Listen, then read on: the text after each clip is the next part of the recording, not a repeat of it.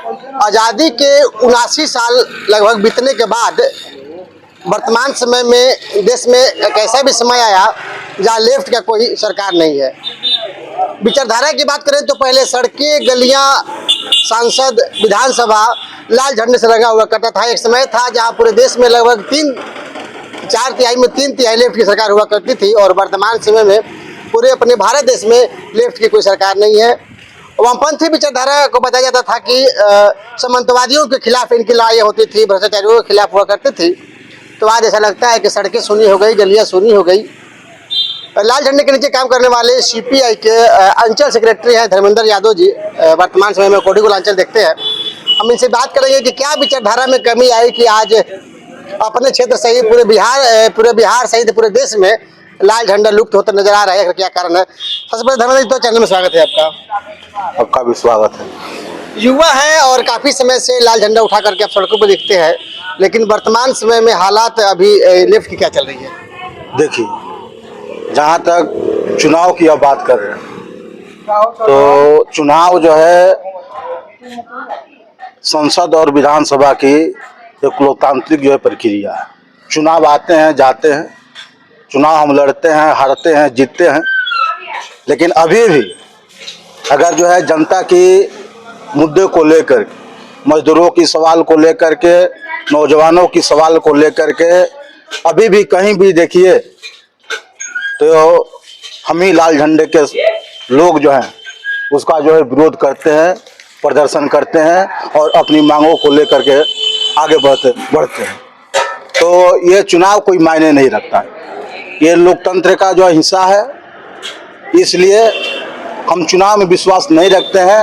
हम जो है सड़क की आदमी है, हम सड़क पर जो है संघर्ष करने की बात करते हैं। अगर आप संघर्ष करते, अगर विचारधारा आपकी होती, आप जिस लड़ाई की बात करते हैं तो आप तो सत्ता में भी होते हैं, अकेले लोग आपके साथ में होते हैं, अकेले लोग साथ होने तभी तो आप सत्ता में नहीं है। देखिए, चुनाव के दौरान बहुत सारी जो है चीजें चलती है, नोटों की बारिश होती है, जात धर्म और मजहब की आंधी चलती है, जो है प्रचार के माध्यम से तमाम वातावरण को दूषित किया जाता है। वो हम काम नहीं कर सकते हैं। हम जो है कोई जात धर्म और जो है हिंदू मुसलमान की मुद्दा को लेकर के हम आगे नहीं आ सकते हैं, कोई जातीय मुद्दा को लेकर के हम आगे नहीं बढ़ सकते हैं, इसलिए हम पीछे हो जाते हैं। आज भी जो हम संघर्ष कर रहे हैं। फिर भी विपक्ष की जो पार्टियां तो कहती है कि नहीं, ये लाल झंडे वाले लड़ाने काम करते हैं और मजदूरी 4 रुपये मिलती है तो बोले नहीं नहीं 10 रुपये करिए, नहीं तो वो फैक्ट्री बंद करा देते हैं। अपने सुना हो कई बार में, तो आरोप तो आप ही लगता है कि भ्रष्टाचार के आप ही लोग उकसावा देते हैं, लोगों को सड़कों पर आप ही लाते हैं, तभी तो आपका पतन हो रहा है। क्यों सड़कों पर लोग क्यों आ रहे हैं? आप ला रहे हैं। देखिए, लाने की एक मजदूर 20 रुपए में संतुष्ट छाप कहते हैं कि 50 रुपए मांगिए नहीं तो सड़क पर लड़ाई लड़िए, आप ही लोग सत्य है। आरोप लगता है। अच्छा, आप मीडिया के लोग 20 रुपया में कैसे लोग जी सकते हैं? आप जो है मिनिमम जो है मजदूरी, सरकार की जो मिनिमम मजदूरी है वो भी जो है लोगों को नहीं पहुंच रही है।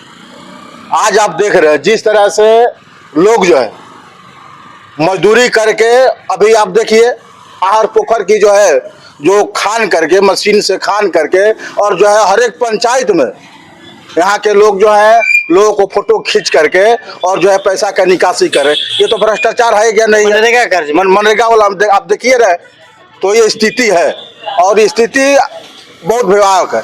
जहाँ तक चुनाव की बात कर रहे हैं तो मान लीजिए कि हम धन बल जात धर्म और मजहब के नाम पे जो है और कुछ पैसा उड़ा करके 1-2 सीट जीत ही जाए तो उससे क्या हो जाएगा? उससे बात चलेगी क्या? उससे बात बनेगी?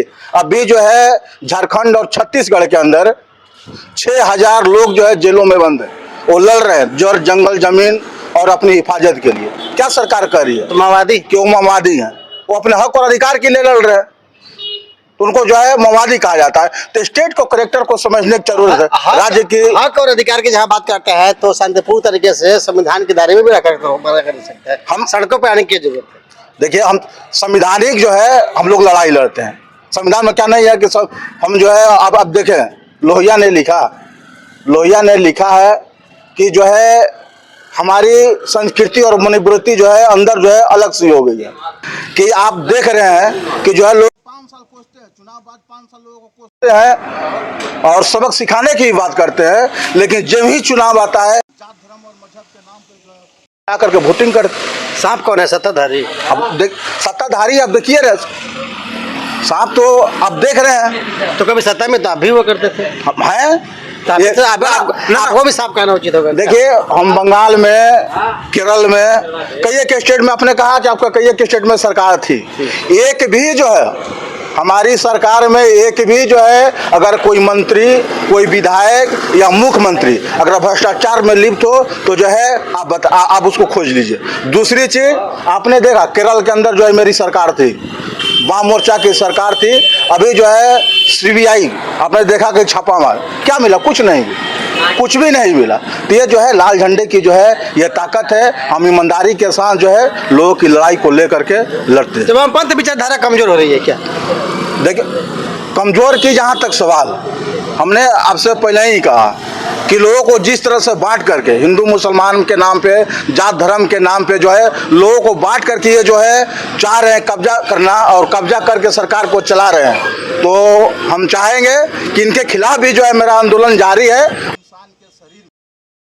रक्त बहेगा, लाल झंडे को कोई मिटा नहीं सकता। चलिए, लाल झंडा एक झंडा नहीं विचारधारा है और वामपंथ की विचारधाराएं होती हैं, और आप भी विनोद पासवान हैं, सरपंच भी हैं, और कई मुद्दों पर हम ये आपकी सोच अलग अलग हो सकती है। जहाँ तक लाल झंडा कमजोर नहीं हुआ है, लोग कमजोर हुए हैं, लेकिन कहने का मतलब है कि परिवर्तन तो होना ही है। चाहे हम हो, अंग्रेज के समय से भी लोग कहते थे कि आज़ादी नहीं आएगी, नहीं आएगी, परिवर्तन हुआ। भगत सिंह गांधी जी घर से नहीं पैदा हुआ थे, लेकिन हमारे लोग जो हैं अभी भी उस आंदोलन को लाल झंडे के नेतृत्व में लड़ रहे हैं। कमजोर हम कहाँ हुए हैं? कमजोर जब हम रोड पर नहीं रहते, जनता का आवाज़ क्यों नहीं उठाते, तब ना कमजोर होते। जनता समझ रही है, चुनाव आते आते जनता अपना रुख अपनाती है तो हम लोग लड़ते हैं, उसी रुख को लोग हम लड़ते हैं, अभी भी लड़ते हैं।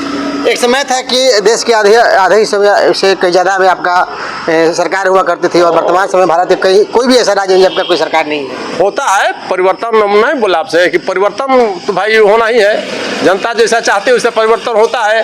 जनता फिर चाहती है तो फिर वापस हम लोग आते हैं। उनसे आप क्यों नहीं पूछ रहे हैं?